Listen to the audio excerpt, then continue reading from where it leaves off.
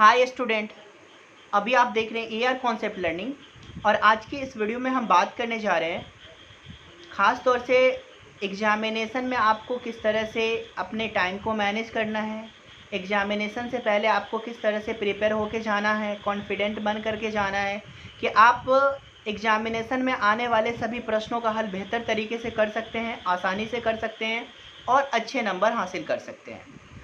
अक्सर हम देखते हैं कि परीक्षा के नज़दीक आते ही छात्रों में तनाव की समस्या उत्पन्न होने लगती है। छात्रों को सबसे ज़्यादा चिंता इस बात की होती है कि किस तरह से परीक्षा के सभी प्रश्न का हल बेहतर तरीके से लिखा जाए। तो इस तरह की एंजाइटी जो है अक्सर स्टूडेंट्स को एग्जामिनेशन में जाने से पहले होती है। तो आपको करना क्या है किसी भी एग्ज़ाम में, परीक्षा में अच्छे मार्क्स लाने के लिए? किसी भी छात्र के लिए परीक्षा में नकल करने से ऐसा माना जाता है कि माँ सरस्वती नाराज़ हो जाती है, क्रोधित हो जाती है। इसीलिए आपको भूलकर भी परीक्षा में नकल नहीं करनी चाहिए। भले ही आपसे कोई प्रश्न नहीं बन रहा हो, फिर भी भूलकर भी नकल नहीं करनी चाहिए, क्योंकि पकड़े जाने पे आप परीक्षा से निष्कासित हो जाएंगे। तो थोड़े से अंकों के चक्कर में अपने भविष्य को दांव पर ना लगाएं। तो आपको करना क्या है, कुछ इम्पोर्टेंट टिप्स हैं, उसको आप याद रखें तो आप एग्ज़ाम में अच्छे नंबर ला सकते हैं। टाइम टेबल बना लें, कब कौन सा पेपर कितनी देर पढ़ना है, किस तरह से पढ़ना है। तो एक तरीके से आप टाइम का मैनेजमेंट बेहतर तरीके से अगर एग्ज़ामिनेशन में भी करते हैं और एग्ज़ामिनेशन में से पहले तैयारी के वक्त, प्रिपरेशन के वक्त भी करते हैं, तो आप एग्ज़ाम में कॉन्फिडेंस के साथ आप अपने क्वेश्चंस को बना सकते हैं, सॉल्व कर सकते हैं। शॉर्ट नोट्स बनाएं, मतलब आप जो भी क्वेश्चंस का आंसर पढ़ रहे हैं उसके जो इम्पोर्टेंट पॉइंट्स हैं उसको नोट डाउन कर लें, उसको पॉइंट वाइज करके लिख लें। और एग्ज़ाम में भी आप जब आप पेपर कर रहे होंगे एग्ज़ामिनेशन में, एग्ज़ाम हॉल में, तो वहाँ पर भी आप पॉइंट वाइज करके आप अपने आंसर्स को लिखेंगे। इसके अलावा पढ़ाई के लिए ऐसे स्पेस का चुनाव करें, ऐसी जगह का चुनाव करें जो बहुत ही शांत हो, एकांत जगह हो, जहाँ पे कोई आ ना सके, क्योंकि इससे ये होगा कि आप अपने माइंड को कंसंट्रेट कर सकते हैं लर्निंग की तरफ और इससे आप मीनिंगफुल लर्निंग जो है वो कर सकते हैं। इसके अलावा आप गैजेट्स या मोबाइल फ़ोन, लैपटॉप्स वगैरह जो हैं उनसे आप दूरी बना के रखें।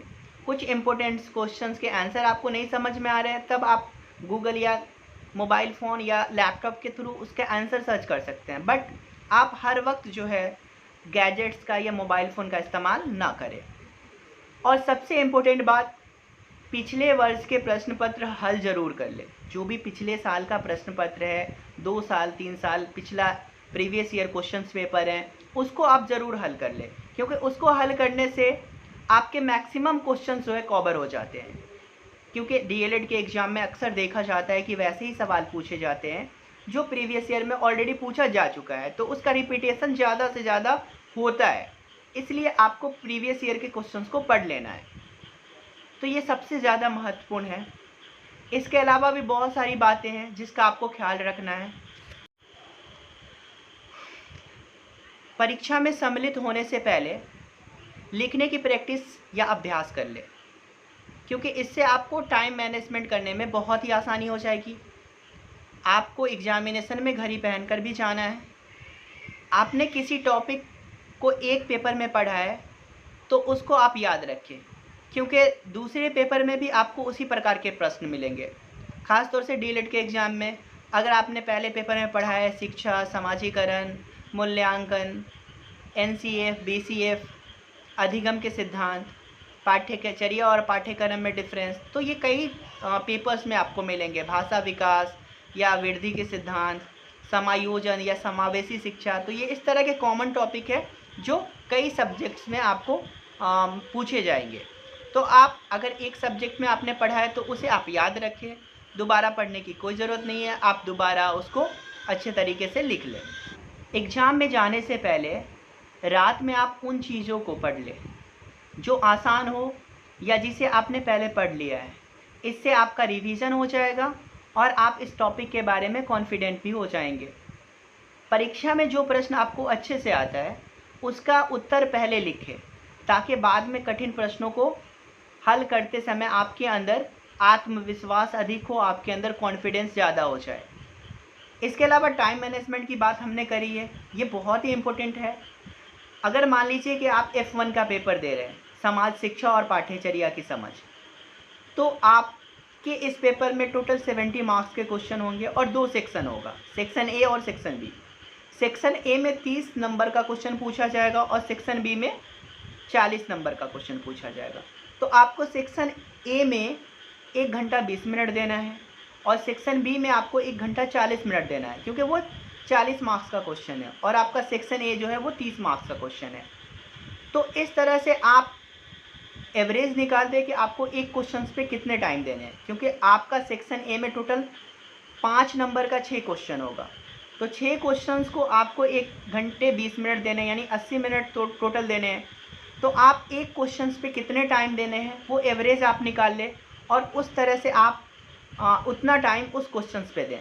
क्योंकि अगर आप एक पेपर में बहुत अच्छा लिखते हैं, एक क्वेश्चन में बहुत अच्छा लिखते हैं, लेकिन अगर आप दूसरे क्वेश्चन में बहुत कम लिखते हैं तो फिर आपके मार्क्स पे इफेक्ट पड़ेगा। इसलिए लगभग हर पेपर में आप एवरेज, हर क्वेश्चन में आपको एवरेज लिखना होगा। डेढ़ पेपर अगर वो 5 नंबर का क्वेश्चन है तो 100 से 125 शब्दों में आपको लिखनी है।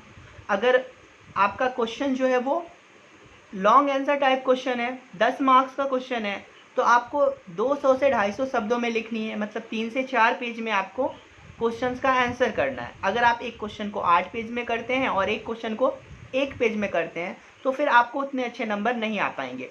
तो इस तरह से आप टाइम को मैनेज करें और कि कौन से क्वेश्चंस पे कितना टाइम देना है, कितना वर्ड्स लिखना है, उसका ख्याल रखें।